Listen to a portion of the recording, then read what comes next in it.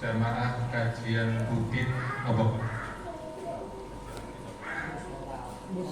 Musola perguruan. Musola perguruan Muhammadiyah Gedangan yang dirahmati Allah Subhanahu wa taala. Yang pertama, tentu tidak ada kalimat yang paling indah untuk mengawali pengajian kita sore pada sholat maghrib berjamaah ini kecuali rasa syukur kita yang paling dalam kehadirat Allah Subhanahu wa taala, karena kita semuanya, saya dan Bapak Ibu, pada sore hari ini bisa hadir, bisa berkumpul di majelis yang mudah-mudahan Allah rahmati ini, tentu adalah merupakan anugerah tersendiri dari Allah Subhanahu wa taala. Karena kalau ini bukan atas seizin dan anugerah Allah Subhanahu wa taala, tentu yang hadir pada kesempatan malam hari ini bisa jadi tempatnya sampai tidak cukup-cukup ya, Pak Yudi.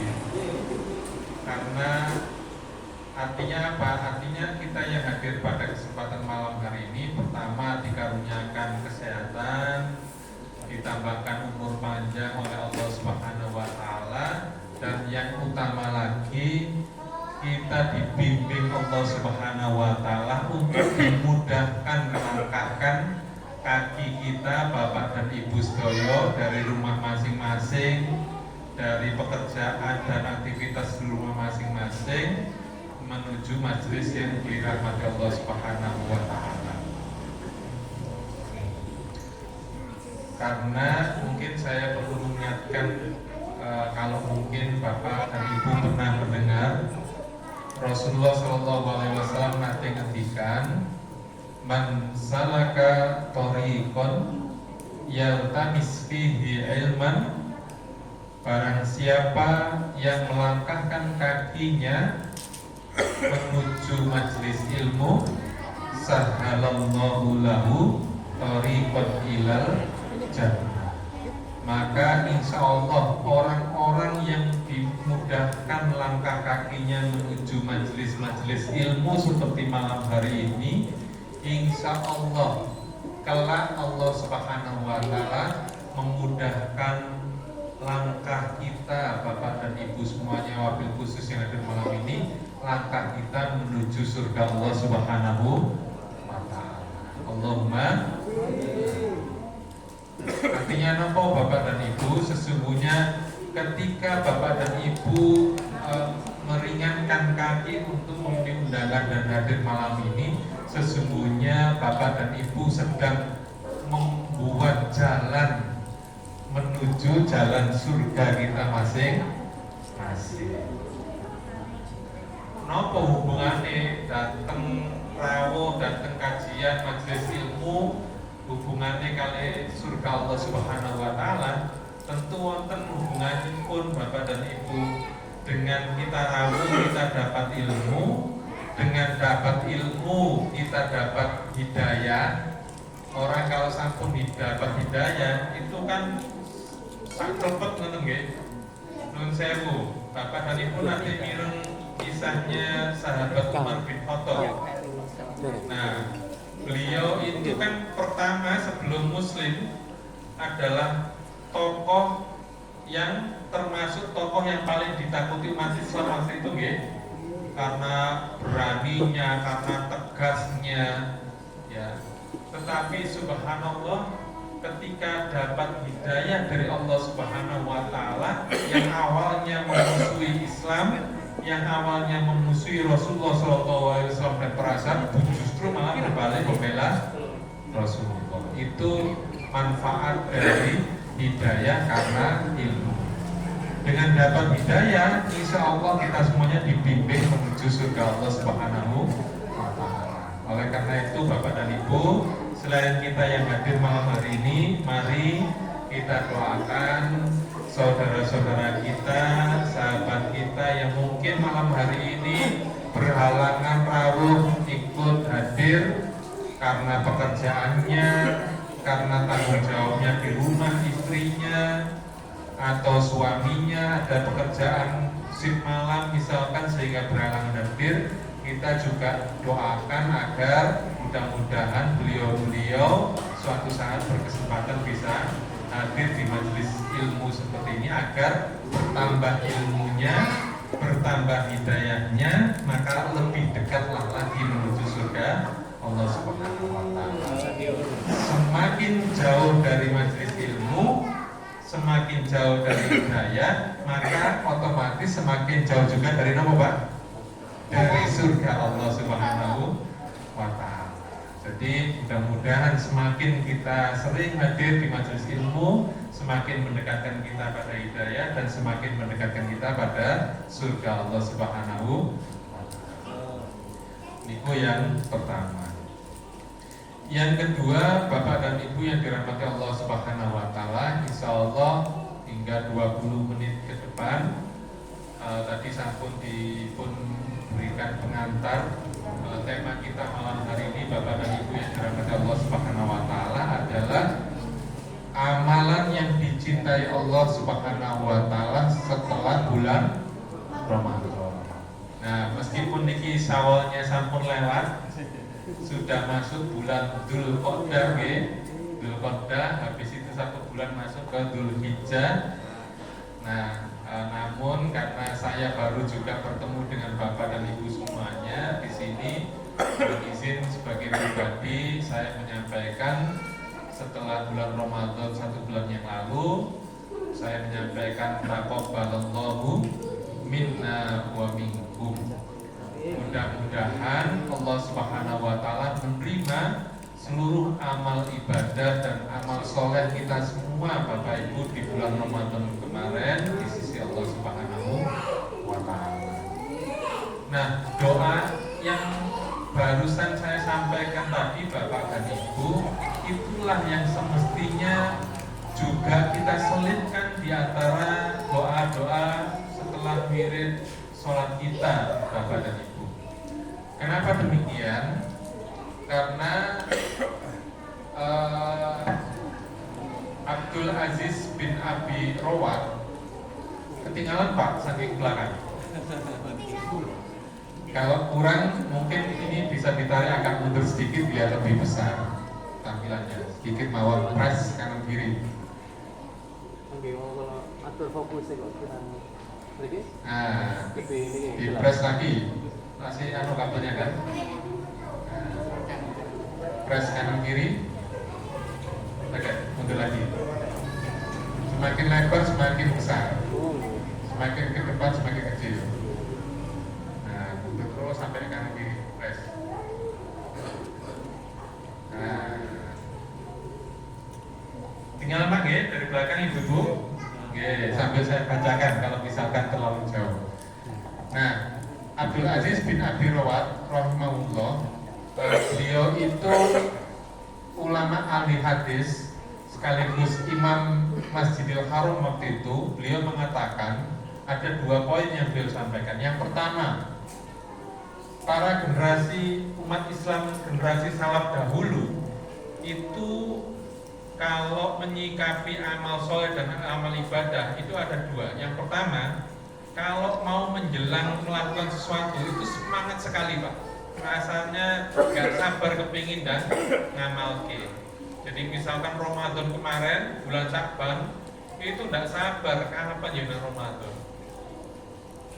Nah, tapi begitu Ramadan sudah diamalkan, sebaliknya Pak, mereka merasa khawatir apakah amalan mereka diterima Allah Subhanahu wa Ta'ala. Jadi boten terus mari Ramadan pelas kaya kalau Ramadan padahal sebulan penuh gitu ya. Jadi seolah-olah tidak ada apa-apa, tidak ada bulan Ramadan yang lewat. Nah, generasi salaf dahulu itu mereka berdoa kepada Allah Subhanahu wa Ta'ala, ya Allah, terimalah amal ibadah Ramadan kami. Makanya kita sangat dianjurkan untuk diselipkan dalam doa-doa kita. Taqabbalallahu minna wa minkum, atau kalau diperjelas lagi, ya Allah taqabbal minna siyamana, ya Allah terimalah puasa Ramadan kami, wa qiyamana, dan sholat taraweh Ramadan kami, wa tilawatal Qur'ana, dan tadarus Al-Quran kami ya Rabbal alamin. Ya Allah taqabbal minna siyamana wa qiyamana wa tilawatal Qur'ana ya Rabbal alamin. Mau ditambah amalan yang lain disebutkan juga boleh. Setidaknya kan 3 itu ya Bapak Ibu yang pasti sering kita lakukan: puasa, sholat tarawih, dan tadarus Al-Quran. Itu kita selipkan Pak dalam doa-doa kita. Karena ojo-ojo di antara puasa, ojo-ojo di antara tarawih, ojo-ojo di antara tadarus kita ada yang mungkin tidak diterima oleh Allah Subhanahu wa Ta'ala. Nopo enten Ustaz, kita juga puasanya mulai pagi sampai sore, belum kula nek poso titik mawon mboten nginem lho Ustaz. Lha poso mboten nginem Mas titik. Lah nggih Ustaz, lah mboten diterima. Ada sinyal tanda-tanda amal ibadah puasa seseorang yang tidak diterima di sisi Allah. Dalam hadis Rasulullah,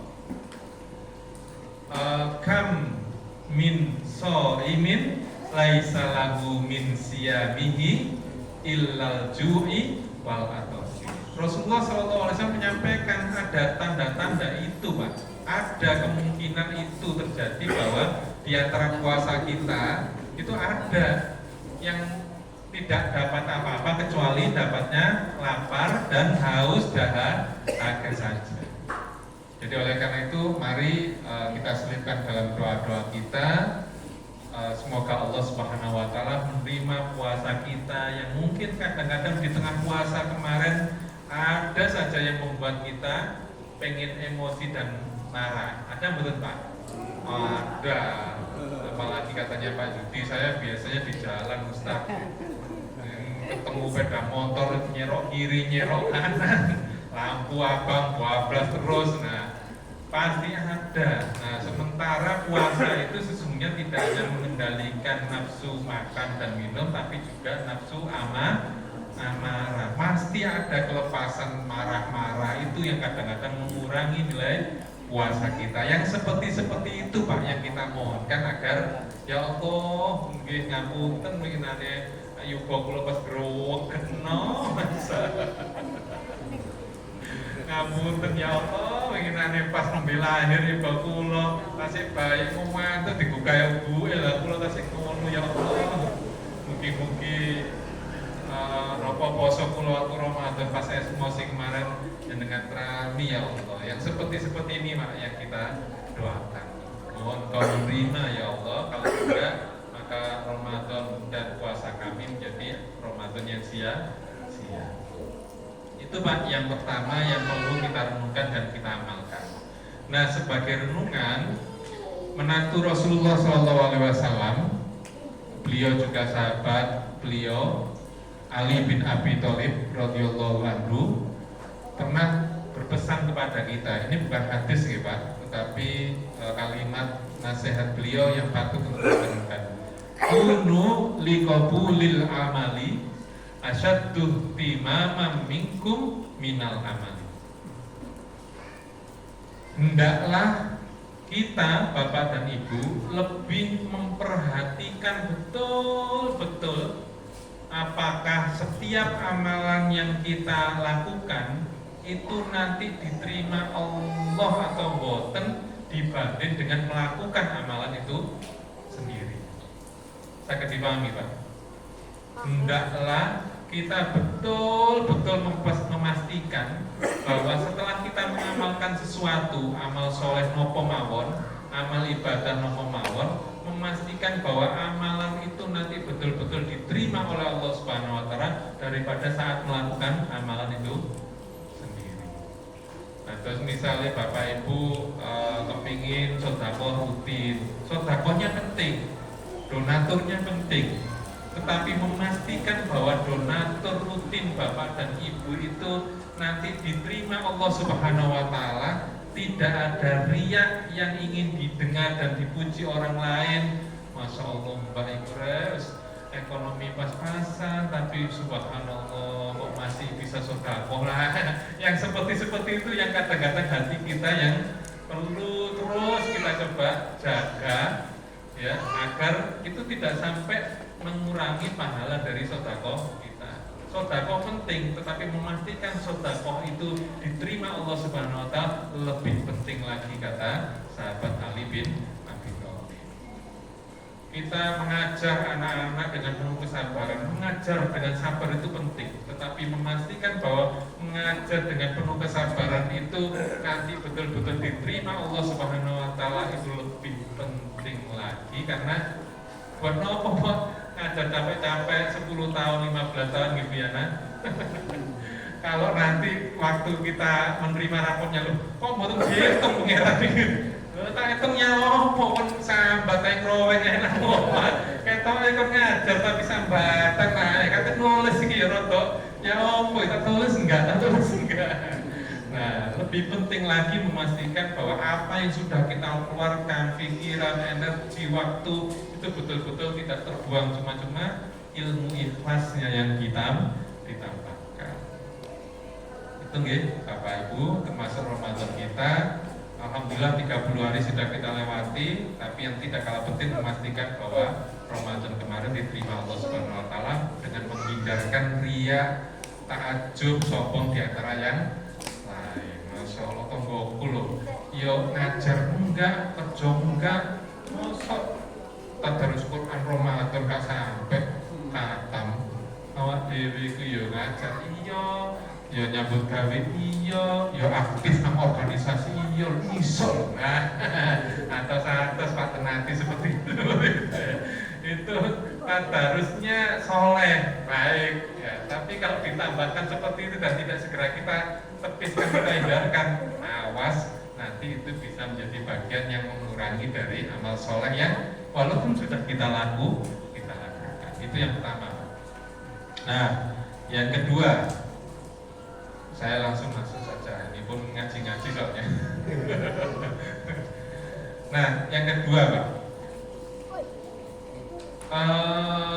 waktu bulan Ramadan kemarin, Bapak dan Ibu, yang pasti kita lakukan amal ibadah nopo mawon yang rutin. Pertama pasti puasa, okay? Hari pertama, hari kedua, 10 hari pertama, 10 hari kedua. Yang kedua nopo malih setelah puasa. Kalau malam hari setelah berbuka, sholat tarawih. Sholat tarawih itu sebenarnya kalau hari biasa sholat malam. Hari pertama tarawih, hari kedua tarawih, 10 hari pertama nggak kroso, 10 hari kedua, 10 hari ketiga. Selain itu nopo malih, Pak? Nah, malamnya tadarus Al-Quran, di rumah tadarus sendiri, tadarus hari pertama, minggu pertama, 10 hari dan sebagainya. Nah, setelah, karena kenapa Pak kita melakukan itu? Karena seolah Ramadan itu banyak keutamaan gitu, banyak keberkahan yang Allah berikan. Nah, ujuk-ujuk pas Ramadan selesai, plus sing biasanya maca Quran habis sholat tarawih, habis isya, biasanya mengkocor habis subuh, kelas kelas. Ya Allah, pokok ya Allah, mari ngajar ya Allah, kapan yo? Nah, selidik punya selidik ternyata memang tidak punya jadwal. Kalau Ramadan dijadwalkan setelah bulan Ramadan, boten dijadwalkan, makanya itulah sebabnya menjadi penurunan kebiasaan dari Ramadan setelah bulan Ramadan. Maka kuncinya adalah dijadwalkan. Kalau bahasa HP-nya Bapak Ibu membuat apa? Alarm. Ya, jadi misalnya habis subuh Ramadan dilanjutkan, kok alarmnya habis subuh setelah Ramadan. Anak-anak itu kalau di sekolah, kenapa kok tertib belajarnya? Karena ada apa? Ada jadwal. Coba di rumah kegiatan anak-anak tertib boten? Nah, ora-ora tertib, bangun tertib, bantu ibunya nyapu rumah tertib. Nah, itu salah satu sebabnya karena rono belas tambahan. Karena apa bedanya di rumah dengan sekolah? Karena di sekolah itu dijadwalkan sehingga teratur kegiatan anak-anak. Di rumah boten dijadwalkan bapak dan ibu itu yang membuat berbeda. Apa ya anak kok nang sekolah soleh, nang omah salah. Nah, ya itu tadi. Nah, Allah menyindir kita bapak dan ibu yang awalnya Ramadan serokep sembarang kalir plus Syawal Dzulqa'dah plus boten sama sekali diibaratkan seperti seorang perempuan. Allah Subhanahu wa taala berfirman, "A'udzubillahi minasyaitonirrajim. Bismillahirrahmanirrahim. Wala takunu kalladzi naqadat ghuslaha min ba'di quwwatin inkasa." Bapak dan ibu ojo sampai koyo tiang estri yang susah payah nenun dodomi ini kan tadine Pak nggih gambare nggih. Sadherenge kan benar tok nggih. Uyana dan ibu-ibu dodomi mulai sekolah nyoba kok mari sekolah diterusno maneh. Mantun masak diterusno maneh. Mantun jemput anak-anak ngaji terusno maneh sampai dados tas. Lah kok pun dateng lumak dipredeli maneh. Berarti kan koyo-koyo pas mboten enten hasile nggih. Nah, kita bapak dan ibu Allah menyindir kita kalau waktu Ramadan kita rutin puasa, rutin sholat malam taraweh, rutin tadarus. Kemudian setelah bulan Ramadan kelas itu seperti seorang perempuan yang capek menunun 1 bulan, habis itu dibrodol habis seperti seolah-olah kita nggak pernah sholat, nggak pernah puasa, nggak pernah tadarus. Kan sayang ya. Jadi seperti kita tidak pernah melakukan apapun selama bulan Ramadan. Nah, itu sindiran Allah Subhanahu wa taala. Maka nopo Bapak dan Ibu, amalan yang dicintai Allah setelah bulan Ramadan, mari kita merenungkan hadis Rasulullah SAW, ahabbul a'mali ilallah adwamuha wa inqalla.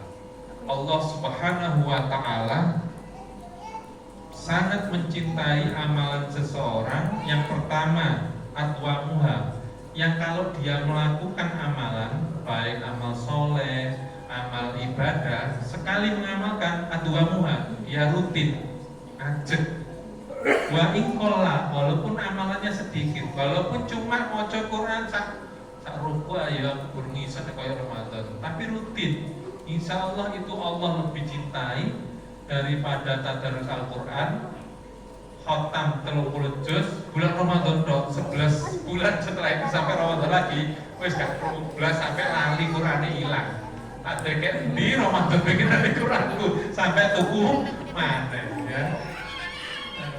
2 minggu Quran kecil saya kemarin sempat hilang. Diingatkan Allah gak mau Quran mana sampai kehilangan Quran. Akhirnya ketemu. Nah, itu lebih dicintai Allah Bapak dan Ibu. Nah, caranya bagaimana? Nah, kalau ini kan keutamaan waktu Ramadan gitu, jadi banyak keutamaan sehingga itu yang membuat kita termotivasi. Nah, maka yang paling penting setelah Ramadan itu adalah Bapak Ibu, kuncinya adalah kita melanjutkan, kita mengistiqomahkan apa yang sudah kita mulai biasakan selama bulan Ramadan. Setidaknya 3 tadi yang saya sebut di awal Pak, gitu. Yang pertama puasa. Kalau di luar bulan Ramadan ada Pak amalan sunnah untuk puasa? Nopo?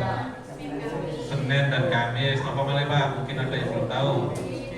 Yaumul Bid 3 hari di pertengahan bulan Hijriah, bukan tanggal Masehi Pak. Tanggal 13 bulan ini sampean poso apa? Poso Yaumul Bid.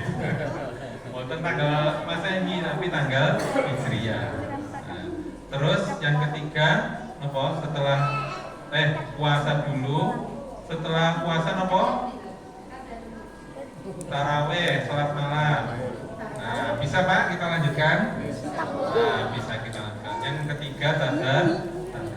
Nah, Nah, paling tidak 3 itu lagu kita lanjutkan istiqomahkan di bulan setelah bulan Ramadan, maka insya Allah kita akan menjadi hamba yang dicintai Allah Subhanahu wa Ta'ala. Nopo saya istiqomah itu, kalau Bapak dan Ibu melihat di kamus bahasa Indonesia, adalah usaha untuk teguh, untuk terus-menerus melakukan kebaikan. Beda Pak antara sekedar melakukan dengan biasa melakukan, nanti dampaknya beda Bapak dan Ibu. Saya ingin tanya ke Sewu, di antara Bapak selain pegawai ada yang wira swasta usaha Nun Sewu? Di antara Bapak di depan saya ada, mohon izin, ada Pak? Deretan sini? Jualan aja. Oh jualan, gitu. Pak Nun Sewu mohon izin tanya, jualannya sejak tahun berapa? Habis corona.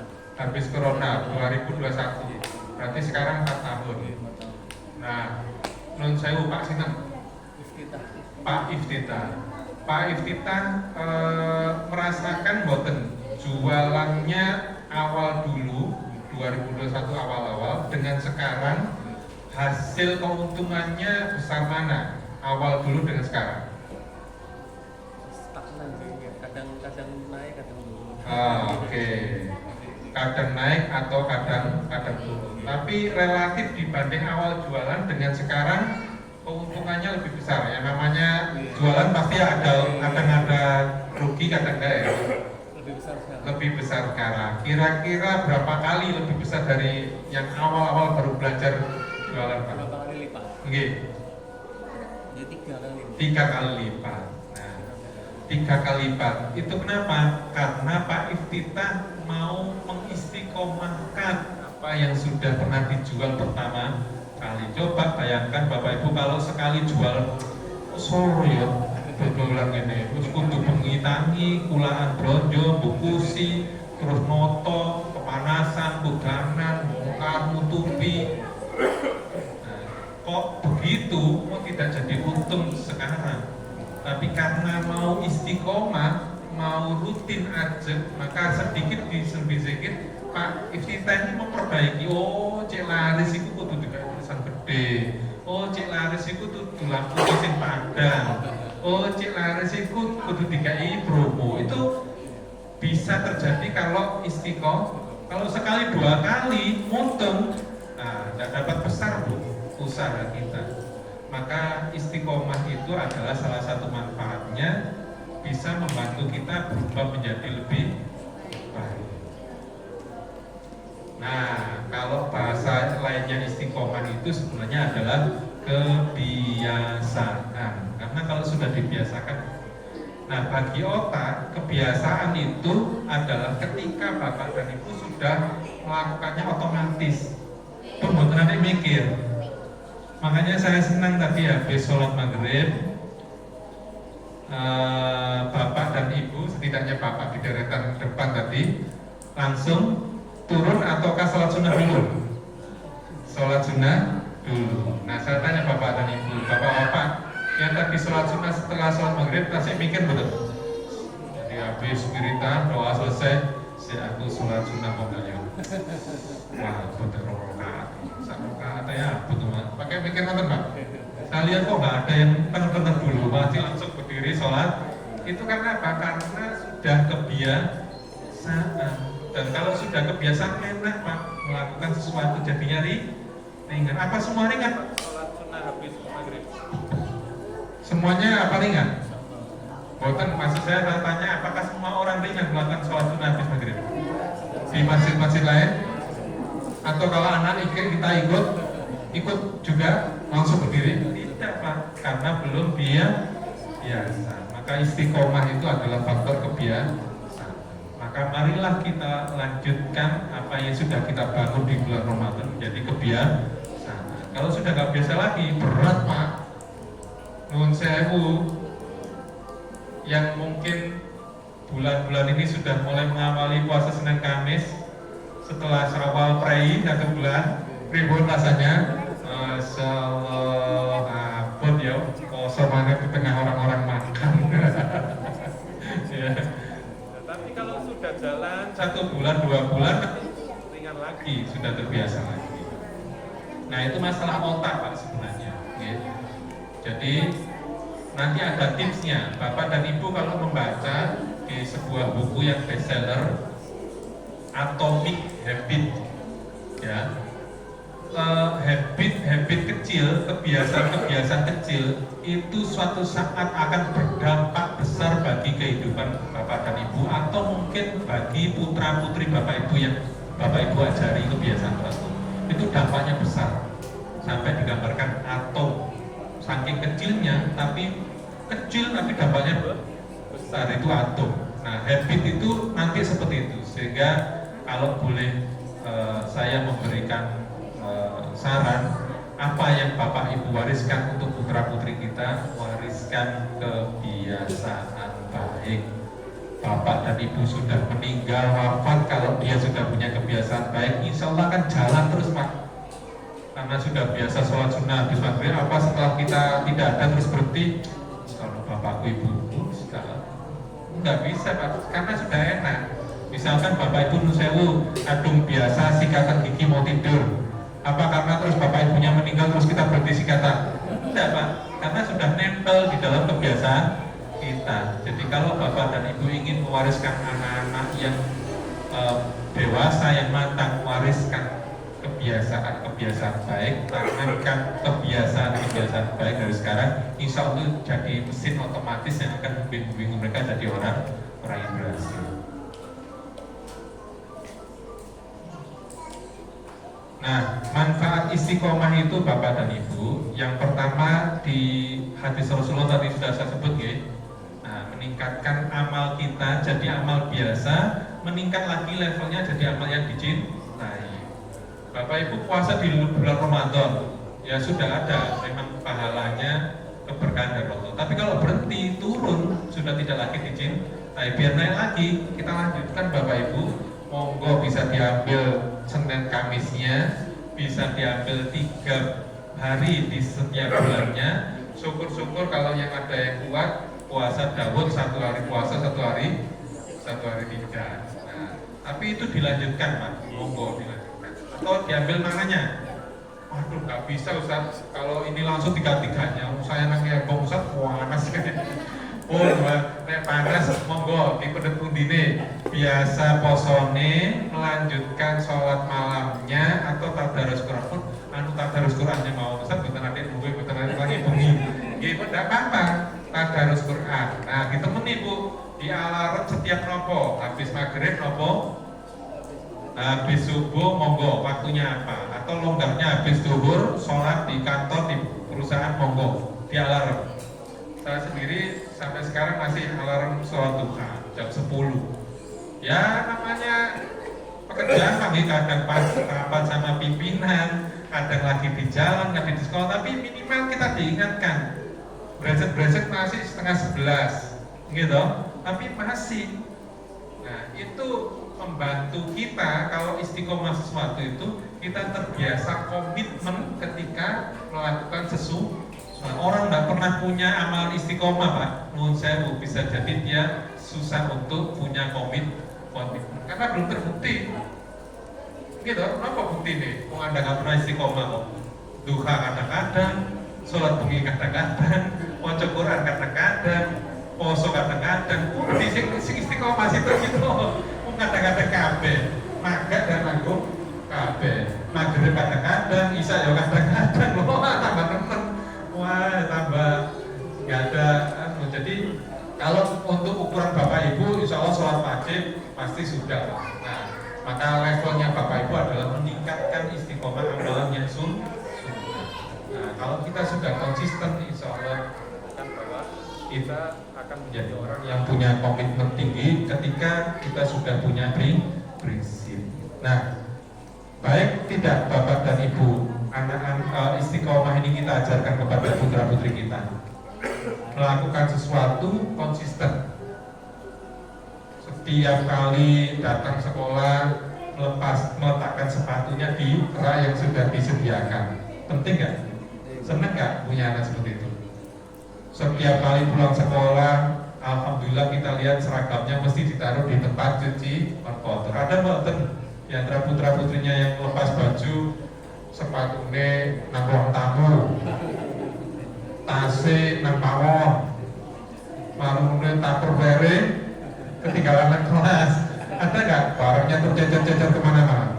Ya, salah satu caranya seperti itu Bapak dan Ibu, ibunya atau bapaknya boleh dinasihatkan untuk mengajari istiqomah melakukan satu hal sampai beres dulu, Pak. Insya Allah nanti kalau satu hal istiqomah nanti bisa dipindah pada kebiasaan baik yang lain.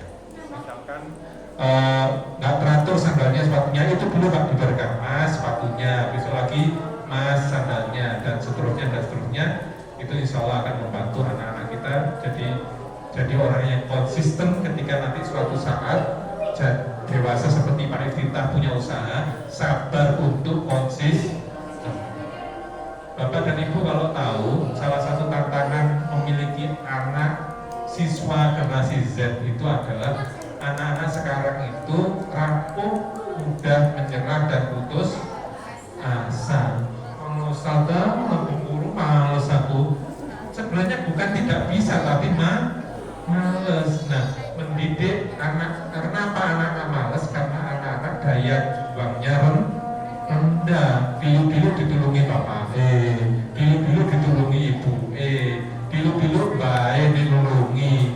Nah, generasi yang seperti ini akhirnya membuat dia daya juangnya rendah, lemah, sehingga kalau jadi pengusaha seperti Mbak Tita, non saya mohon maaf mungkin bisa jadi nggak berhasil karena baru saulan malah ya oknum ini sebulan terus aku tak ngelamar aja jadi PNS saya ya alhamdulillah kalau diterima, tapi apakah dari pegawai tidak betul daya juang yang gigih? Butuh juga.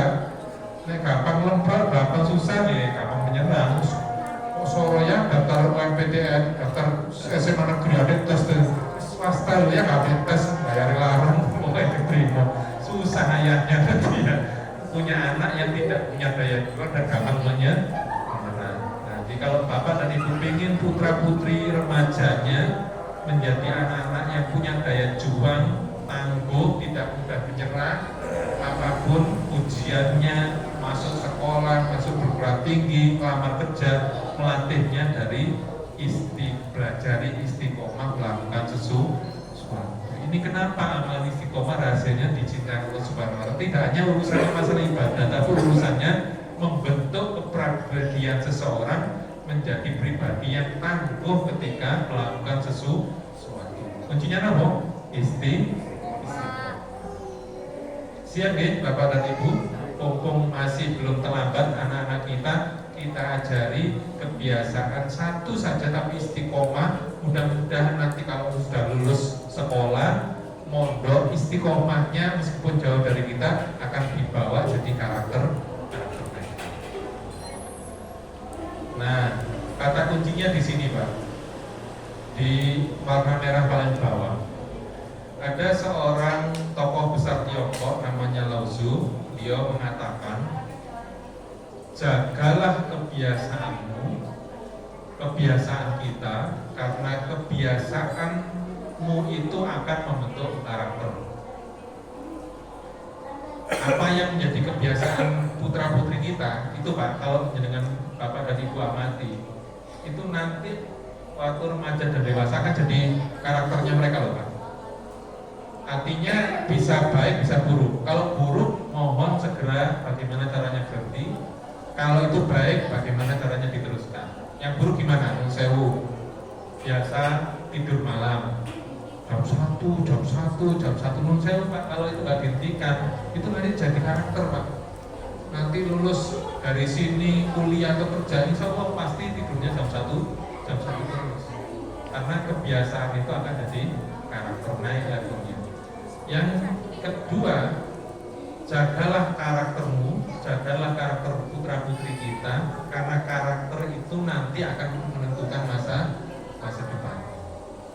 Nah, saat ini dilu-dilu malas, dilu-dilu putus asa, Pak Nun Sewu, jangan-jangan nanti masa depannya agak berat putra putri kita, karena sembarang kalian melakukan males, susah melo kok dulu males itu, mau jawab melo aku nek males. Tentu siapapun mencari staf karyawan yang semangat, yang akas. Lah kok di rumah Bapak melihat putra-putri kita males apapun, wah, mohon maaf, jangan-jangan ini tanda-tanda masa depannya suram. Bahasa anak sekarang masa depan suram. Bisa dilihat dari sekarang kebiasaannya dan karakternya. Tuh tangine mesti jampi itu. Nek gak dibuka-buka ada tangi. Alamat Pak nantinya nyambut gawe mesti terlambat iku. Wong tangi aja ngerti kudu ditangi. Nanti kalau karyawan masuk kudu ditangi apa? Kan harus tangi sendiri kan. Nah, kalau ingin putra-putri kita disiplin waktunya waktu berangkat kerja, nanti kalau dia bekerja mulai dari sekarang, Pak. Ya apalagi tanginya carane kon duwe HP pasang alarmmu. Nah, kalau tanpa kita bangunkan dia sudah bangun, alhamdulillah. Itu tanda-tanda baik, Pak, karena karakternya sudah positif sekarang. Mudah-mudahan nanti kalau dia karyawan, kalau dia kerja, dia bisa menempati waktunya sendiri tanpa harus diingatkan oleh supervisornya, tanpa harus diseneni oleh manajernya. Karena apa? Selama ini selalu diingatkan orang lain baru bisa melakukan sesuatu, belum bisa melakukan sendiri. Ada sebuah kalimat yang mirip dengan yang disampaikan langsung itu, Pak. We are what we repeatedly do. Ini bahasa gedangan kelihatannya ya. Kalau diterjemahkan, kita itu sesungguhnya adalah apa yang berulang kali yang kita lakukan. Saya ulangi Pak, sambil kita hayati maknanya. Kita, seseorang itu sesungguhnya dilihat dari apa yang berulang kali dia biasa lakukan. Misalkan di antara Bapak Ibu melihat temannya berketemu kok ya senyum, Pak Nun sewu, ribut kabarnya, lucu lah.